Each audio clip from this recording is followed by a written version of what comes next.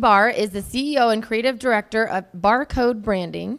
She comes to the table with a tremendous amount of practical experience to include a master's degree in branding and design and more than 15 years of industry experience. Wendy started Barcode Branding to help small to medium-sized businesses get the jumpstart they need to experience the growth and success they deserve. And as an actress, I know how important it is to have your branding. So everybody put your hands together for Wendy Barr. Thank you. Right on. Well, I've had a chance to meet most of you, so I'm pretty excited about that. So, you guys having fun? Yeah. Or learning a lot? Yeah, I know I am.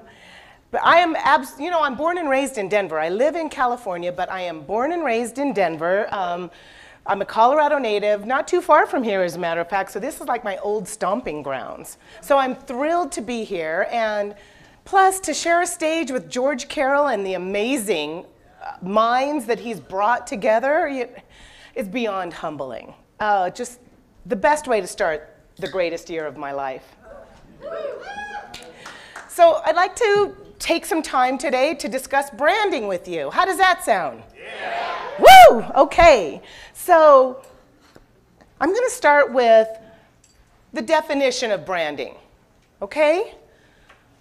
Bare bone basics. Branding is a perception. It lives and breathes in the mind of your public. It's not simply a logo, while that is a very important visual piece. Branding is a visual expression of your business message that works for you 24/7. Okay? But it's important to mention that brand perception is owned by consumers, not by businesses. So whatever people are thinking and saying about your brand, that actually is your brand.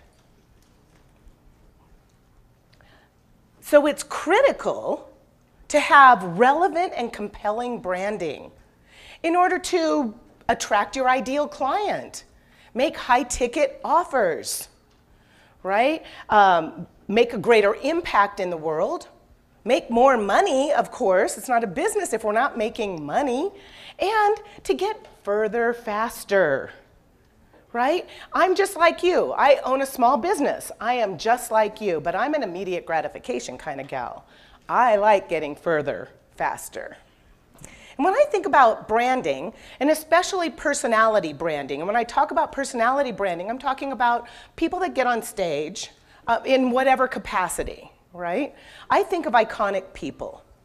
People that rose to stardom through their professional and consistent branding. People like Oprah, right? Or Tony Robbins. And when I think about iconic people, I'd like to share a quick story with you, if you don't mind. Can I share a quick story with you? Cool. Oh, you guys are so interactive. I love it. Right on. So, New York City. New York City, late 90s-ish. I moved from Denver to New York to get my master's degree in branding and design. And if you've ever been to New York, you know that 42nd Street's kind of a high traffic area, right? It's very busy, and it has a reputation for being a little bit sketchy. So I'm walking down 42nd Street. I'm on my way to work. I'm wearing a skirt and chartreuse green stockings and a chartreuse green full-length winter coat. Yes, I like to color coordinate. In the distance, I hear a man shouting profanities. I'm like, okay.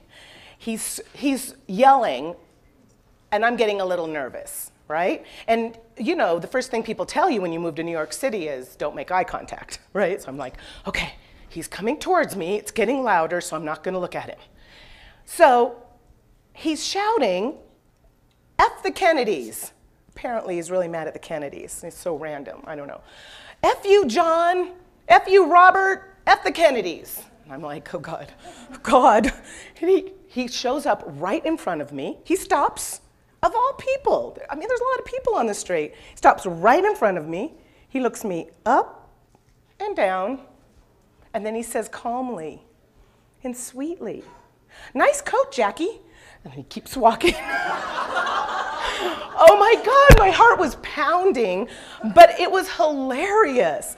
But it made me start thinking about branding and how Jackie Kennedy created this dynamic, distinct, and memorable brand for herself, right? She's no longer in the public realm, yet she's known worldwide.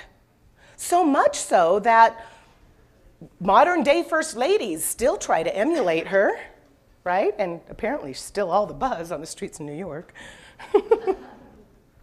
But what does it take to build a brand like that? Really? I mean, when it comes to building an influential brand, you have to ask yourself, am I a household name? You know, a culture? Am I the go-to person in my field, an industry leader? Think about brands that you take for granted every single day, like Kleenex, right? Or chapstick, popsicles, right? Brands that we take for granted every single day. And then think about your own business branding and ask yourself these questions. Now, what's keeping you from fame and fortune? Is it lack of confidence? Is it, oh, I don't know, lack of genius, lack of technique, lack of skill? Yeah, I met most of you, and I don't think so. There's some smarty pants in this room. It could be brand shame, because brand shame can be debilitating. But like Lisa said, don't worry, I've got this, I can help you, I can fix that. That's the Jewish mother. 2 Jewish mothers in a row. So today I'd like to give you some real value, a fly-on-the-wall perspective from inside the brand agency boardroom. Your branding is most likely the first thing a prospective client sees, right? Whether they go to your website on their own, or they see you on Facebook, or you hand them a business card personally. Remember, you only have one chance to make a first impression, and a great first impression, right? And studies say that you have approximately 7 seconds to really grab their attention. Now think about that, 7 seconds, just 7 seconds. So today I'd like to share with you 3 tips to make your business impact in 7 seconds or less. How does that sound? All right. So we're going to start with tip number 1, fonts. Okay? Where's Peter? Fonts. 2's company, 3 is a crowd. Never use more than 2 fonts within your formal logo. Now the first font can be a decorative font, okay? Because that one is the star of the show. And the second font should be, that's your supporting actor or actress, right? So that one should be a simple, understated, clean font. I call it the Lucy and Ethel rule, right? So Lucy is the star of the show and should never be upstaged by Ethel, right? Side note, did you know that it was written in Ethel's contract that she could never be, that she always had to be 25 pounds overweight so that she didn't outshine Lucy? It was written in her contract. True story. So I'm going to share some case studies with you along the way. This is Chevelle. Every time Chevelle rolled out a new program or a new product, she introduced a different font and design, right? And as a result, her branding is inconsistent and her messaging is not clear, right? So this is Chevelle now. After working closely with Chevelle, we concluded that her brand required a sophisticated yet approachable look and feel. And Chevelle credits her new branding for giving her the confidence to become the international speaker and rock star she is today. I just scolded her yesterday for not updating her Facebook page. She said, "Sorry, God, you're so strict." Okay, tip number 2, imagery. Use imagery sparingly and never use stock imagery or clip art within your formal brand. Yes, we all we download photos and images all the time for some of our marketing materials, but not within your formal brand. You know, imagery gets downloaded hundreds of times, thousands of times every single day. All the more reason not to have that as part of your logo. Think about and also, if your brand actually does require a simple image of sorts, a professional agency will create custom art just for you. Think about the Nike Swish or the 2 simple circles used to identify Target's logo. Okay, meet Jackie Simmons. Jackie Simmons had custom imagery created for her branding. It's fun and it's entertaining, but we felt it was irrelevant to her business model and that it didn't really speak to her expertise. Jackie Simmons is a brilliant mindset coach. Okay, she is highly trained and experienced. So we created relevant imagery for her that we felt communicated her skill set effectively. Okay, tip number 3, color. Color is essential in creating the look and feel of your brand, right? Color is so powerful, it can influence thinking and reactions. It can even stimulate bodily hormones. Google it. Google the psychology of color in branding. That's your homework, okay? For example, did you know that blue is the least appetizing color in the color palette? And that red, yellow, and orange, for example, are the most appetizing. Think McDonald's, Burger King, Wendy's, right? So, what does it mean? What does it all mean? What it means is, well, if you want to lose weight, paint your kitchen blue, right? And yeah, don't eat at McDonald's, Burger King, and Wendy's. Okay. Okay, so this is Hempway Foods. Hempway Foods is a Colorado company. They create hemp burgers they create vegan options using hemp as their primary protein source. They're delicious. You guys are so lucky that you have them here. Anyway, when they came to us, we felt that their logo had outdated fonts, and we felt that the green and brown logo and the hemp seed were not all that appetizing. So we rebranded them. This is Hempway Foods now. Modern fonts, a gorgeous hand-drawn hemp seed, and yes, the colors are appetizing. I have a bonus tip for you. Know your brand archetype, okay?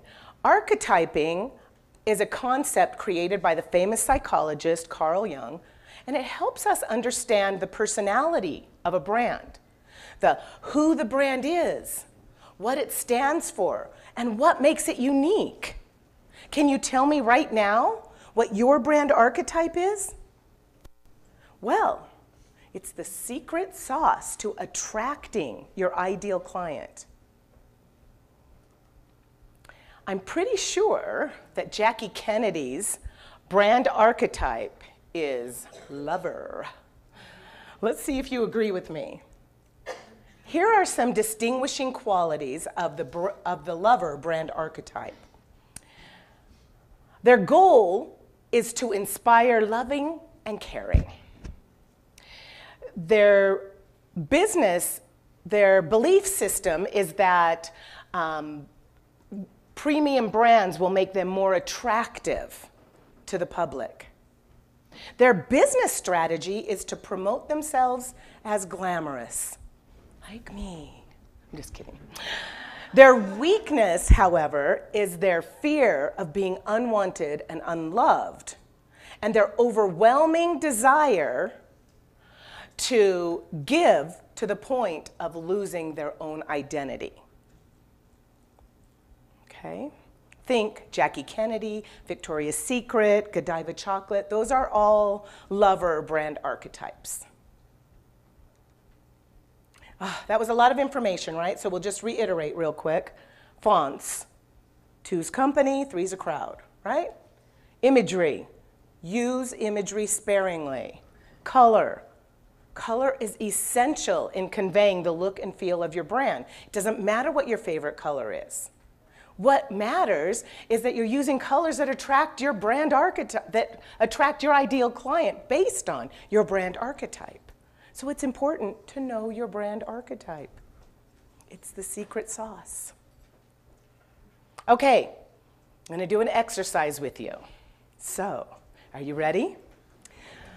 Okay, close your eyes for just a moment and imagine that you walked into a room full of people, right? It's a lively, sophisticated party. And in the center of the room, like the parting of the seas, you see your ideal client. This is the one that will change everything for you. This is the one that will purchase your products, your high-ticket products, plus refer you to others. You approach them. You hand them your business card. They look at it. They notice the fonts, colors, imagery. In that moment, did you feel a sense of pride or a sense of shame? Did they say, yes, oh, I'm so glad I found you, I've been looking for you? Or no, no thank you. Okay, you can open your eyes. Thank you for playing along. I noticed a couple of you peeked. It's okay. But it's powerful. It's a powerful exercise. I did it myself. And we decided to rebrand, to be honest with you. So in that moment, were you successful? Did you make your business impact in 7 seconds or less? Listen, it's human nature for all of us to come to our own conclusions immediately, right? When someone hands you their business card, you come to your own conclusion. We try to look professional. We try to look the part, right? And, you know, a poorly designed logo is like showing up at a professional function wearing a trash bag and sneakers. You would just never do that, right? You're always going to dress for success, so why wouldn't you dress your business up for success? Okay, so let's do a little reflection. And it's kind of fun to do a reflection like this, especially on day 3 of such an intense and amazing event. I don't know about you guys, but I had a lot of breakthroughs, and I learned a ton at this event. What do you really want to accomplish with your business? You have to be clear with that, right? What is the deep-rooted motivation for working this hard? Because being an entrepreneur is not easy.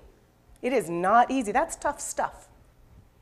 Now, how close are you to achieving your personal and financial goals? And on this one, I want you to quantify it. 25%, 50%, 75%. Like, how close do you feel you are?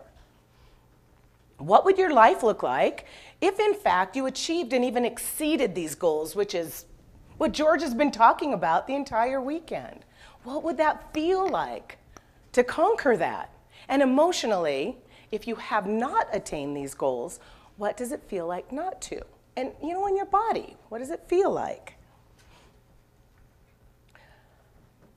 I think at this point, probably a lot of you are wondering, is my branding working for me or against me? Or maybe my business is doing okay, but could my branding be the reason I haven't been able to make it to the next level?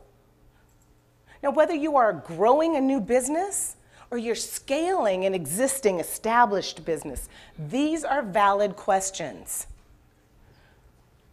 So, I mean, I talk to business owners every single day. I do a ton of networking, as you can imagine.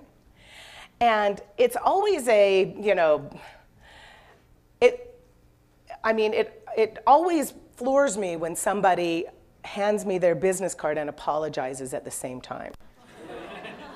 I know that when I see a DIY logo, or worse, a lovely, artistic, but irrelevant logo, that this company is likely to fail.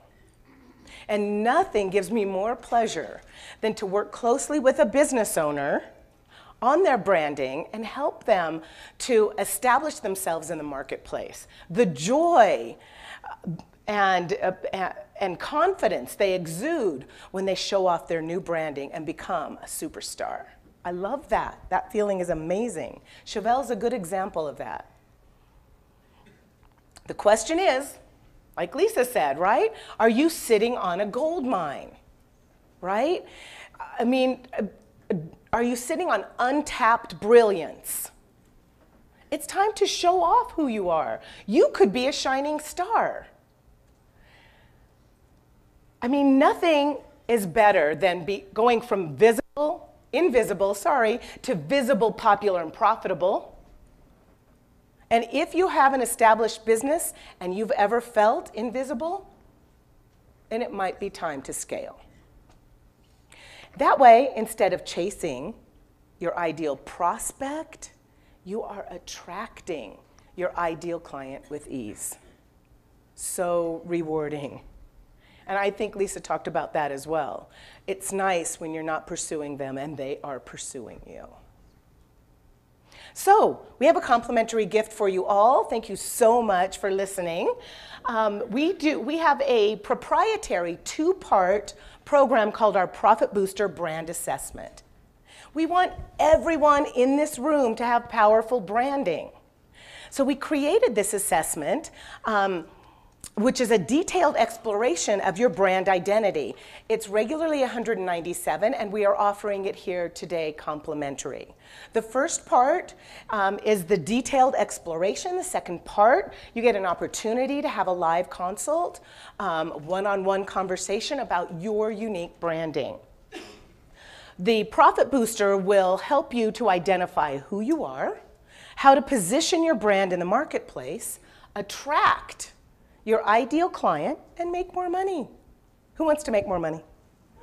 That's what I'm talking about. Are you ready to take control of your own destiny? And I think truly that's what this whole weekend has been about. George has brought you all sorts of resources and opportunities to take control of your own destiny so that you can get further faster. Now, a lot of you probably came to my booth and met with me and signed up for this compliment. You did your little personality quiz and signed up already. But if you didn't yet and you would like to take advantage of this, could you raise your hand? And my lovely assistants will come around and give you a little postcard to fill out. I mean, after you do this Profit Booster, and for sure, moving forward with your branding, it'll give you the opportunity to move forward with confidence, clarity, and branding power. And I guarantee you a dynamic shift in your business. So keep your hands up if you didn't get a postcard yet. Sarah, there's a couple up here in the front. Thank you. And that's it. Thank you so much. And let's go out there and have the greatest year of our lives. Thank you. Thank you very much.